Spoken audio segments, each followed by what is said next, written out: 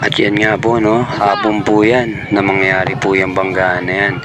Kami po ay nagme-merienda po ng aking asawa at mga anak. Ayan, sa kahabaan po ng 9, harap po ng Paris Mami. Ayan, 3:45 ng hapon. Si Kuya galing po yan ng 10th Avenue. Yan po yung nakahiga na yan. At patawid po sana siya ng 9 papuntang 8. Biglaan din pong may mabilis na motor na galing po dito sa may Edelmundo papunta ng Rizal Avenue po, dito po sa may 9 Avenue. At yan, dahil po sa walang tanod po nung mga kanina hapon, ako na po muna yung naging acting dyan para manipulahin yung mga bihikulo na humihinto-hinto at i-assist po sila na dumiretso kasi po maya po may pupunta na po na responde or ambulansya po. At yan, nagpatawag na rin po kami ng pulis dyan sa may 9 para po i-hold yung isang single na nakabangga dyan po kay Kuya. Yan po, kaya po remind po sa mga nagsisingle dyan sa mga intersection, kailangan wag po tayong bumirit kasi yan po nagkakos yung aksidente. Kailangan po magme-minor po tayo dyan sa mga intersection. Pag po tayo go lang ng go. At yan, i-proper din po natin yung helmet. Buti nga po si Kuya may helmet. Kasi kung wala, malamang baka kung ano lang yung mangyayari po sa mga mukha niya, kasi yung mukha niya po ay tumama po dyan sa may flooring po. Kaya yan, medyo nagpapahinga siya kasi hindi siya pa makatayo kasi nahihilo. Tsaka yung kabilang balikat niya po parang may bali. Kaya hindi po siya dyan pinapatayo. Ngayon, yun nga, medyo dumadami-dami na rin po yung tao, no? Kasi nga, nakikisyoso yung iba, kaya yung iba dyan, maya-maya ipapalisin yan pagdating ng pulis. Kaya ako yan, assist po muna tayo sa mga dumadaan na bihikulo na wag guminto dyan sa may gitna kasi magkakos ng traffic. At yan po yung ginagawa ko, yung nag-assist po ako ng mga bihikulo. At yan po si Sir po na galing pong PCP9 po yan dyan sa 9 Avenue sa may Edelmundo. Ayan, yan po si Kuya, nakahiga pa rin po yan kasi nahihilo po siya.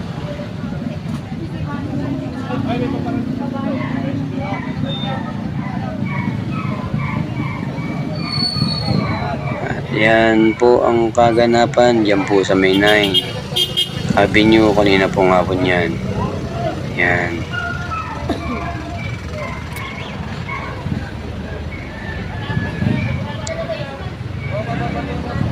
Yan po, marami pong tao. Kaya po medyo nagsisigip-sigip po yung mga daloy ng mga vehicle dyan.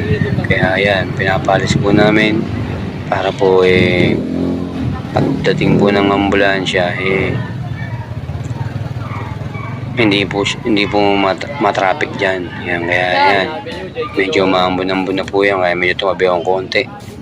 Yan. Yan, balik po ulit tayo sa pagka-traffic. Yan. Ayun nga po, no, shoutout nga po dito kay Sir na galing pong 9 Avenue po sa may detachment po ng 9. Yan, shoutout po sa mga pulis dyan sa detachment po ng 9 Avenue Edelmundo po. At yan po si Kuya, medyo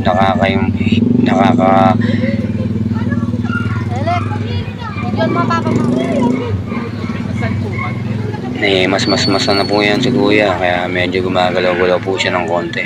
Pero sabi po ni Sir, wag daw po munang gumalaw, hintayin yung ambulansya. Kaya hihintayin po natin yung ambulansya. Dumating po, no?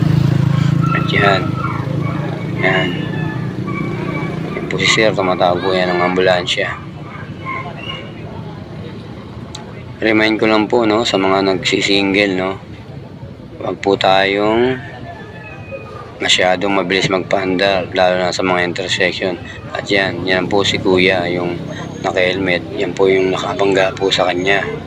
Yan, hika-hika rin yan kasi meron po siyang iniindang sugat po sa may dalawang tuhod niya po. Yan. At yan po si sir, kinakausap niya po yung biktima po. Para po pakalmain lang na wag tumayo kasi pumipilit po siyang tumayo. Baka po mamaya may fracture siya sa balikat. Kaya kinakausap po siya ni sir na wag po muna siyang tumayo.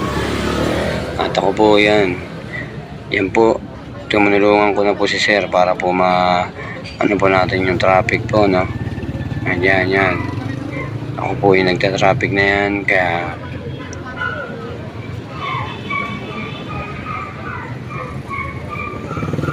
wala po kasing tanod, no? Wala akong tanod yan kasi hindi yata alam nung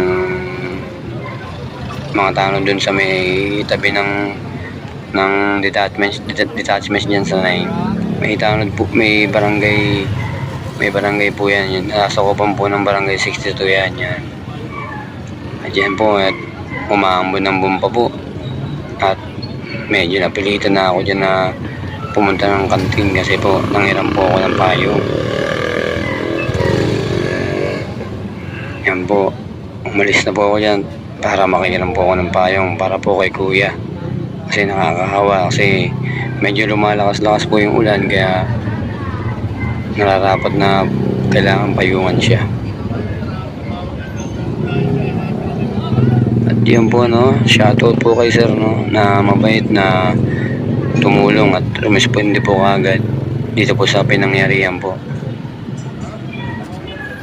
At yan, pinayungan ko po si kuya at ito na po yung ambulansya po na mag-aatid kay kuya po, no, sa ospital. At yan, shoutout nga pala kay Mayor Along Malapitan sa kanyang ambulansya po na dumating.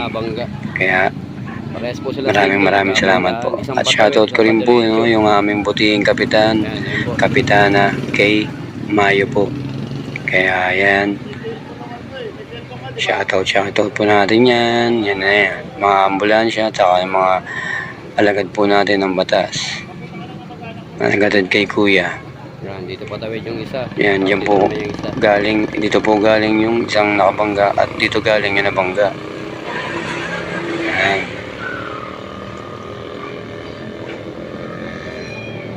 Shoutout po sa mga pulis po dyan po sa may Del Mundo 9, sa may detachment po dyan sa may 9 Avenue po. Mabuhay po kayong lahat dyan. Saludo po. Saludo.